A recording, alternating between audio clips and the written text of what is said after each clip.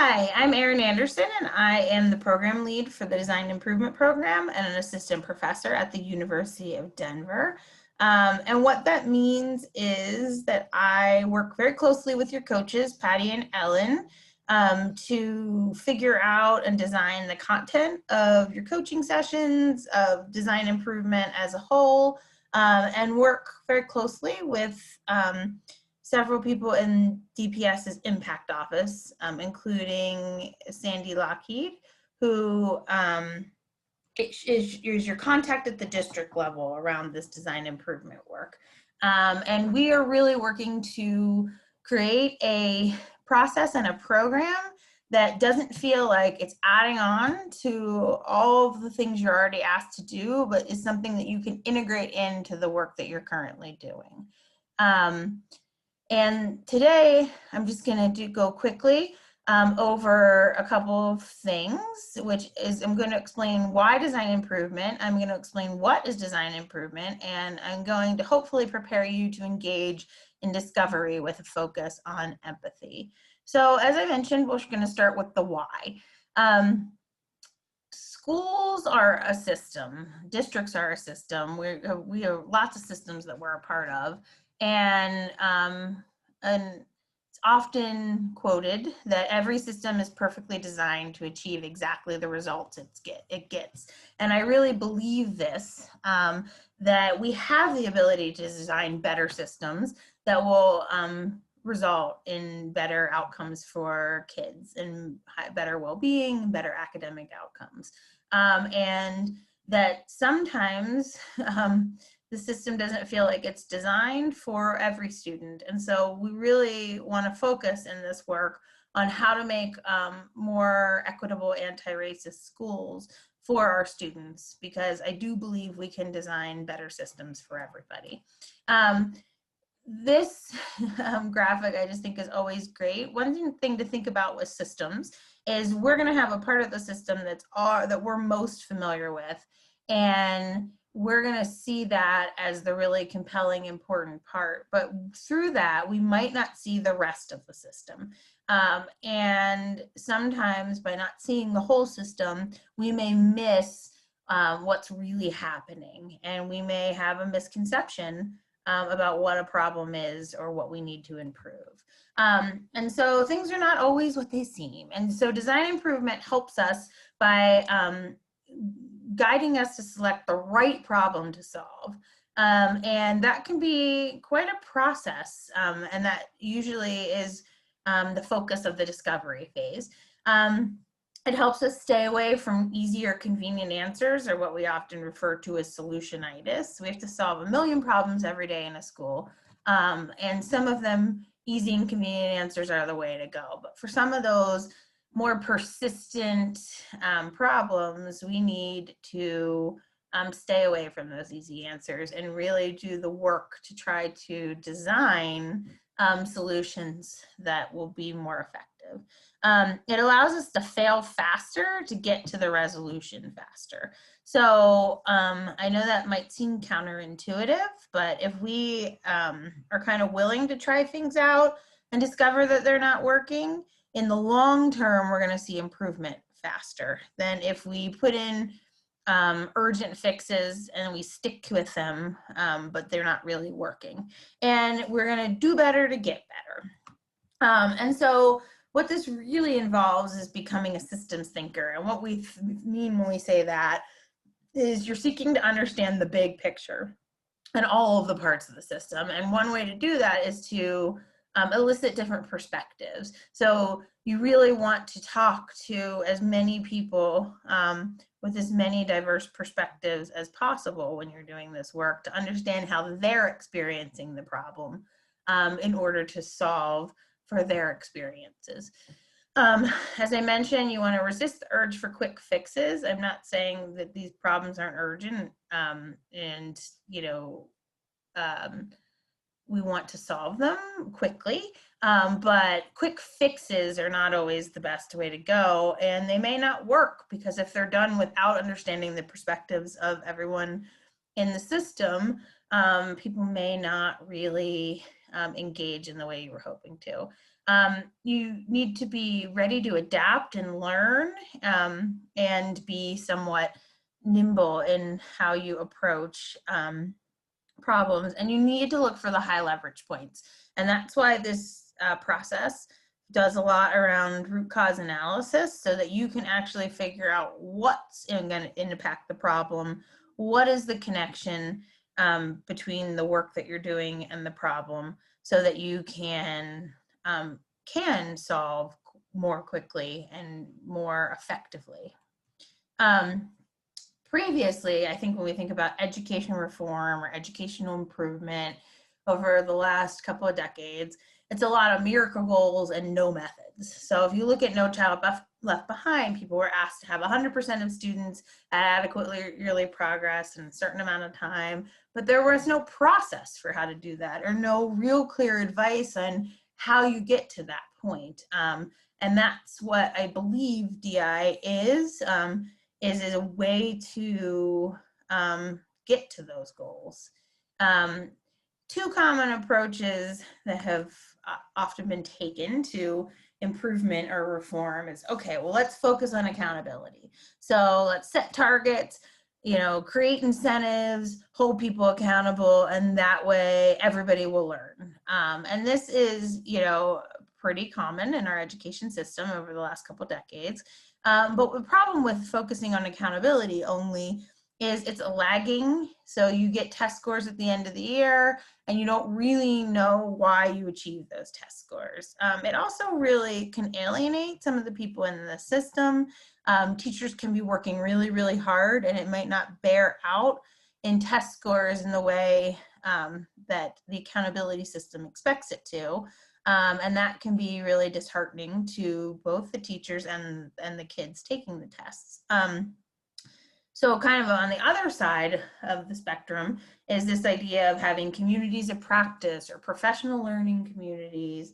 And these are usually, local knowledge practitioners as problem solvers, which is great, and which is what this DI process really emphasizes. But the problem is it might be 3 or 4 people working together and doing really great stuff, but they might not be able to share that out because maybe they haven't collected data to understand what's happening, or there's just no structure for them to share out successes and kind of spread and scale really good ideas that these communities of practice have had.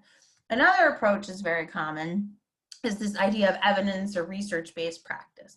And as a researcher, I obviously feel like practice should be influenced by research, but what we're talking about is an academic has an idea, they create an intervention, they do a 5-year academic study with a randomized controlled trial to really be able to prove that it can work. And they provide that evidence, then this idea gets on an approved list, districts incentivize you to use it, you're asked to implement with fidelity.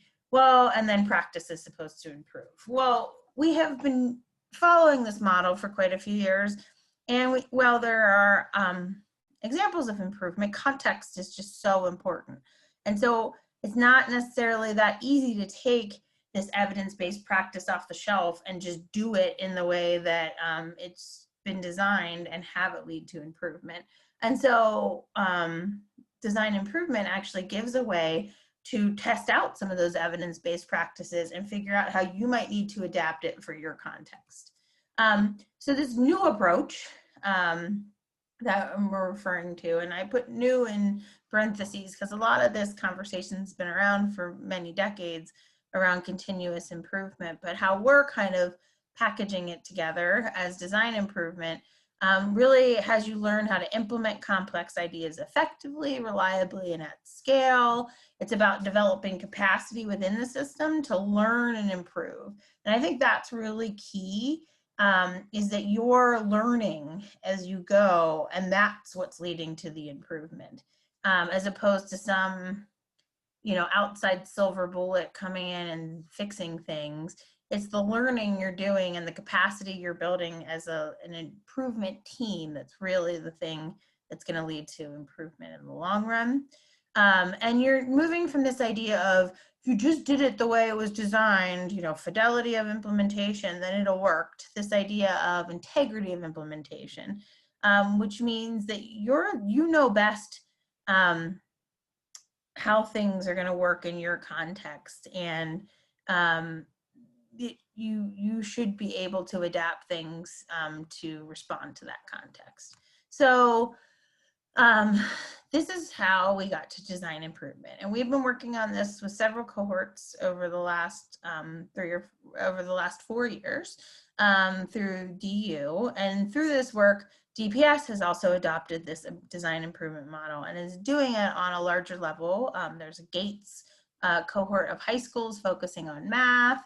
There's a cohort focusing on racial disproportionality in special education. And this is something that is supported by your superintendent and your impact team.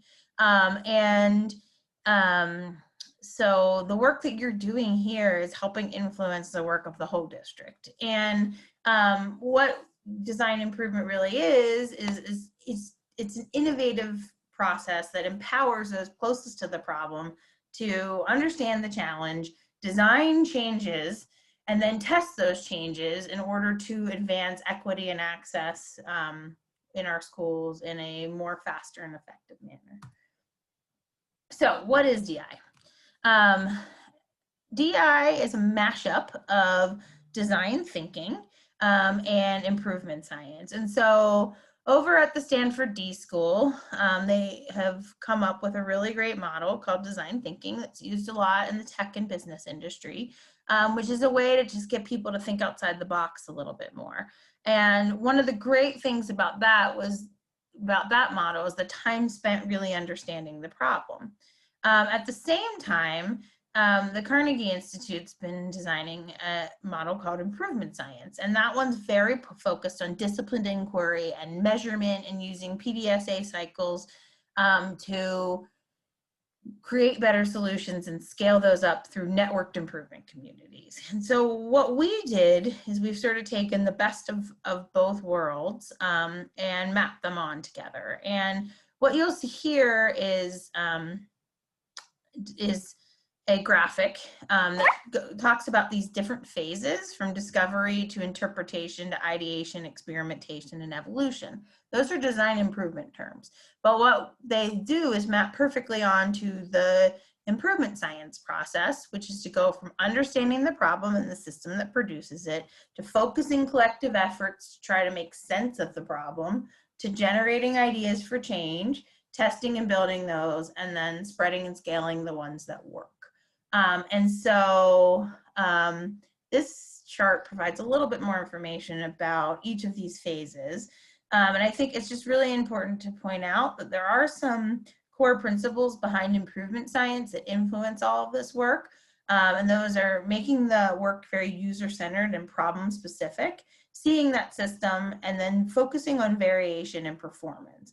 And so these principles really play out in those first three phases of discovery, interpretation, and ideation. And in discovery, really diving in, trying to get multiple perspectives, using empathy, asking questions, observing, noticing, being curious, and also importantly, challenging bias and centering equity.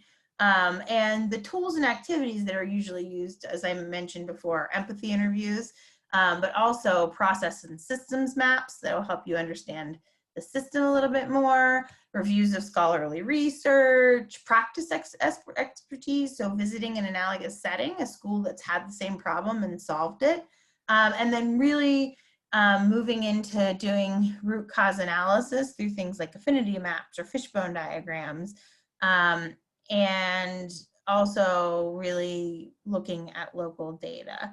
Then you take all of that you learn in discovery and you interpret it, you analyze it, you get past assumptions, you identify what the real issues are, you make meaning of that data you've collected, and you really define a problem of practice focused on equity, and then you design an aim statement or a SMART goal that is where you want to get to in a given amount of time. So say that's in a year, that would allow you to feel as if you were solving the problem. And that aim statement goes into what's called a driver diagram, and along with all of those drivers that you've determined are the highest leverage aspects of the problem, the things that drive the problem. And then the ideas you've brainstormed, the solutions that you're going to prototype and test out. Those all go into this theory of improvement on a document or tool called a driver diagram. And then from there, you start selecting change ideas from that driver diagram that you want to experiment with. And you do that through PDSA cycles. And this is really the core principle of anchoring improvement and disciplined inquiry. And so when you do a PDSA cycle, it's important that you lay out what you're hoping to learn. And then relatedly, we can improve at scale what we cannot measure. And so in addition to measuring the PDSA cycle and understanding and predicting what change is going to happen and whether it happened or not, you're also going to measure your aim or outcome. And you might even also measure drivers and processes along the way to that aim to see if something's working well enough to scale up. And one thing to remember is you're not just gonna, one change idea is not gonna solve your entire problem. So you're gonna keep doing this and keep adding ideas, some of which you may abandon and some of which will be adopted several times until you get to the point where you've adopted them because you have evidence that they work. And that's when you can scale them up either school-wide or district-wide. One important thing to consider with this is that really what you're doing is you're identifying that gap between what your current performance is, where you want to be, and then you're trying to understand why are you getting those current outcomes? Why aren't you reaching your aspirational goals? And then that's where you go and investigate. That's that discovery phase. And this is one big investigation of trying to understand how you can close that gap. And as I mentioned, the way you help to close that gap is really make your theory of improvement explicit. So you really think about what specifically are we trying to accomplish, or the aim? What change might we make and why? And that goes on that driver diagram. And how do we know if that change is an improvement? That's through the measurement of the PDSA cycles and the drivers and aims.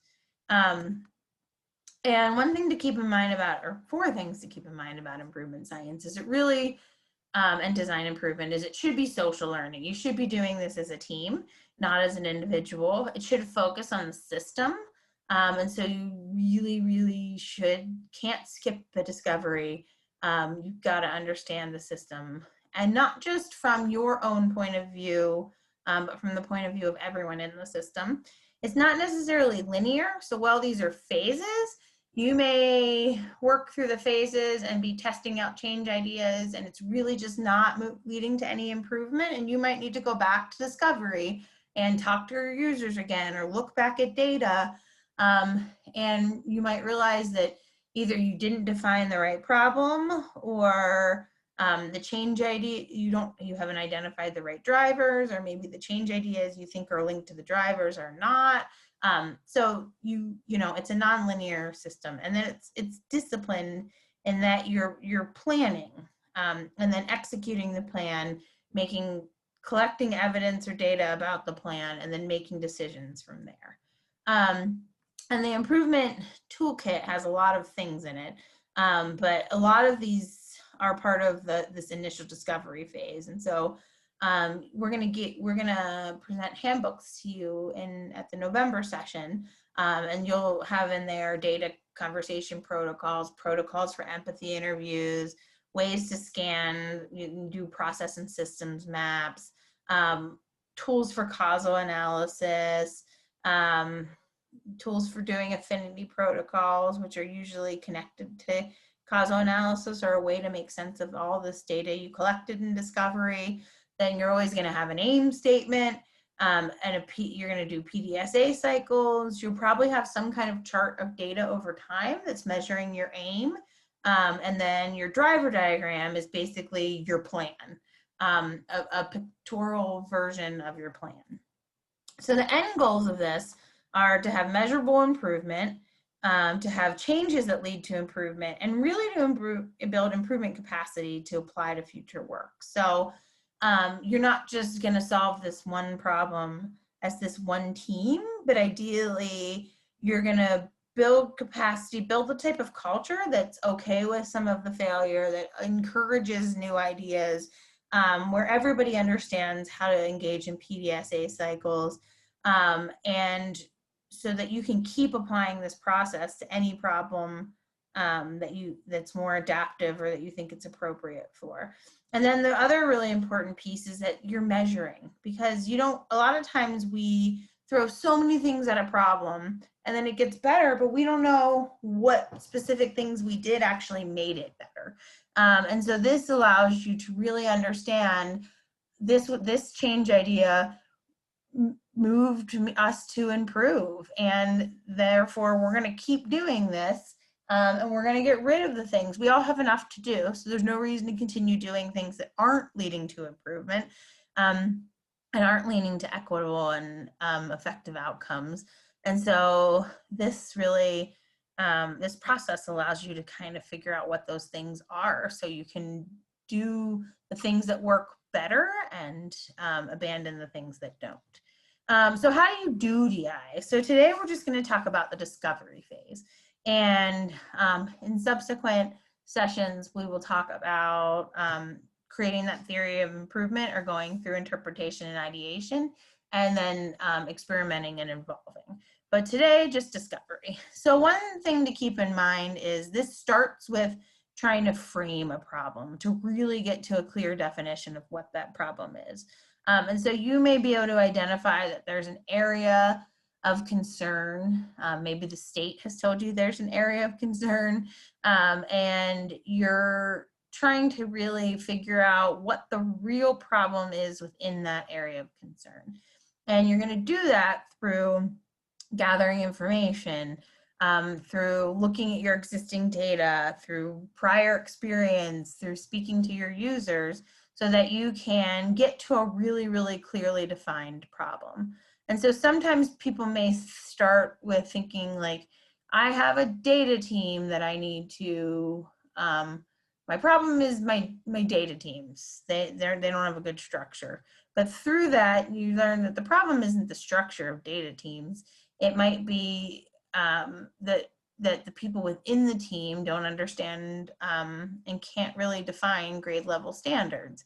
And so you started with this idea of, well, we just need a better structure for data teams. But through all of this problem framing, you can define it more to being that there's a gap in understanding about grade level standards.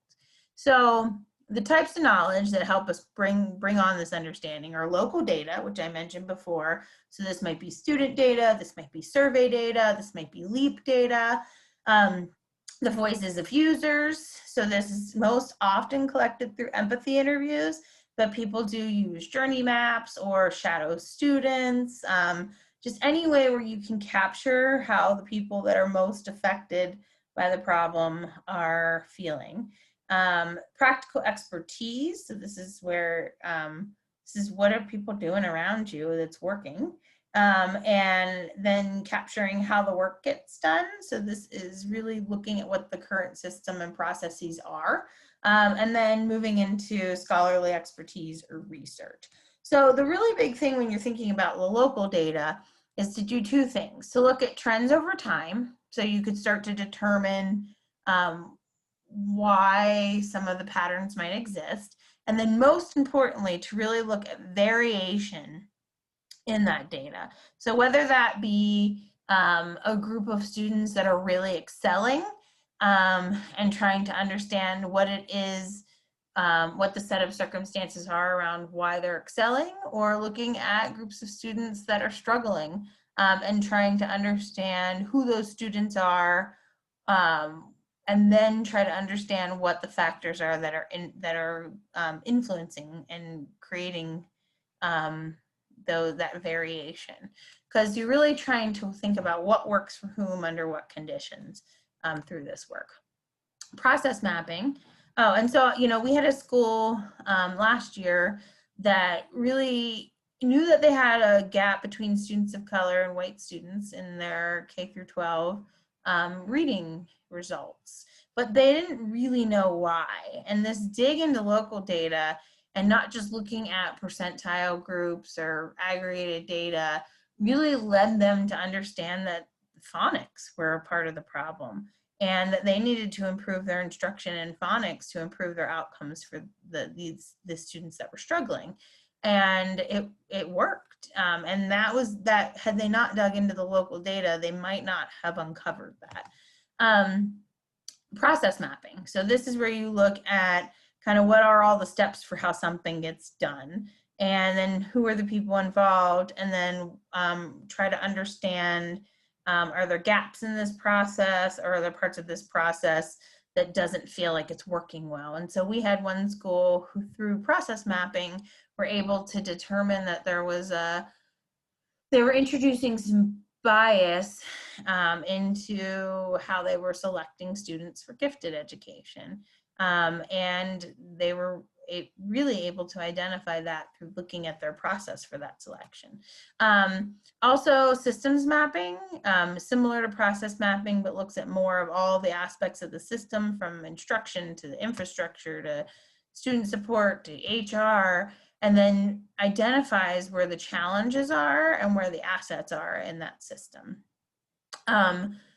The other thing that we mentioned before was practical expertise. And one way to do this is to find a school that that has really good practices or have had success with a similar problem, and go visit and understand what they're doing. And then again, scanning existing knowledge on the problem. And this can be really helpful. You can use resources that you've already been exposed to, like culturally responsive pedagogy in the brain. Many people in DPS read that in the last couple of years.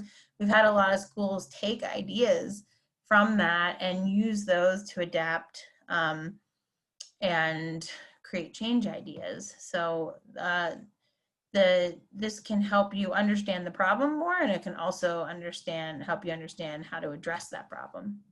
And then I think most importantly, and we think most importantly, you got to see the world as the users see it. And one way to do that is through empathy interviews. And so the last thing we're going to talk about today a little bit is what it means to do an empathy interview. And so empathy isn't just asking questions about structures or systems, but it's asking about how people are experiencing a problem, how they're seeing the world, understanding how they're feeling, and appreciating them as human beings.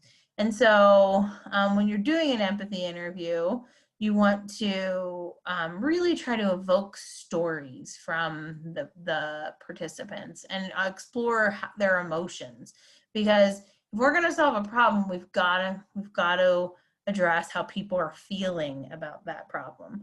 And we can't always understand how people outside of ourselves are feeling. So the empathy interviews are a great way to do that. Before you do an empathy interview, you want to be really clear on what you want to get out of it. And you really want to seek diverse groups, because that might have unique perspectives. So if you're short on time and you might not be able to ask all your students, there might be a focus group that you want to narrow in on. And so we've had some say, okay, well, we want to understand kind of where those middle of the roads sort of C students are experiencing this, because we believe that that's going to help us understand how all students are experiencing it. Other people may suggest that you want to see how those kind of who are sort of least successful around this problem and most successful around this problem are experiencing it, because that will capture everybody in the middle. But the really important part is that you're capturing diverse perspectives, and ideally the perspectives of students, teachers, and their families, depending on the problem. And then you want to conduct that interview, make sure you're listening, but also taking notes, and be really curious. Keep asking why. When they answer, probe, so that and ask for stories. that will help support what they're talking about. And then afterwards, you want to make space for really debriefing that and what surprised you, how did you feel, what did you take away from these interviews. And so great prompts, these can be very simple, and they should really only have a couple of questions. And great prompts are things like, tell me about a time when, can you help me understand more about what are the best and worst parts about this problem? Or, and then just tell me more. Why? What are you feeling? What do you think would change it? That is an empathy interview. And those are the type of questions that are really useful. And I think if you wanted to practice empathy interviewing, even within your team, here's a great activity that you could do. And remember that you're seeking to understand and not to confirm your own beliefs going in. You're really trying to get their feelings and their stories. And so probing is going to be really, really important. And I also, here's this slide, kind of gives you some ideas about how to prep for those interviews, and some possible empathy questions that are kind of better questions. And you would want to write down that information and then take time to debrief. So that's a lot of information rather quickly. To sort of summarize today, design improvement, instead of implementing fast, learning slow, and losing goodwill as you go, you will start well, start small, learn fast, and embrace failure. So a lot of times in schools, we're looking to solve a problem, we scale something up, we ask everybody in the district to do it. It might not feel like it's the right solution for people, so they start to kind of not buy in or drop out, or we tend to be a little faddish, and so we'll do something for a year and then abandon it and move to the next thing. And so people start to just not, they lose their goodwill. They're not as likely to come along for the improvement journey. Whereas in design improvement, if you start well, that means you really understand the system, you have a really good theory that you're testing out, you're not succumbing to solutionitis or just going for the fastest, quickest solution without making sure you're solving the correct problem. But you don't want to get so bogged down in making sure it's the right problem that you don't start just trying out new ideas. And that if you select, and you want to select a really workable aim, you want to define a goal that you can meet in a year or two, that feels doable, or that can, you can sort of start to lose morale over time. When we say start small, learn fast, it means, we understand that everything's really urgent and that kids' well-being is at stake, but just going fast and to implement stuff is not necessarily going to solve that in the long run. And so we really want to deliberately learn our way to better outcomes through disciplined inquiry. And then I think what's hugely important is that you have to develop an improvement culture that allows people to try new ideas and fail. The important thing is that you fail fast and you know why you failed so that you can do it better the next time. It's unavoidable, so why not learn from it? So those are what we refer to as the keys to living improvement.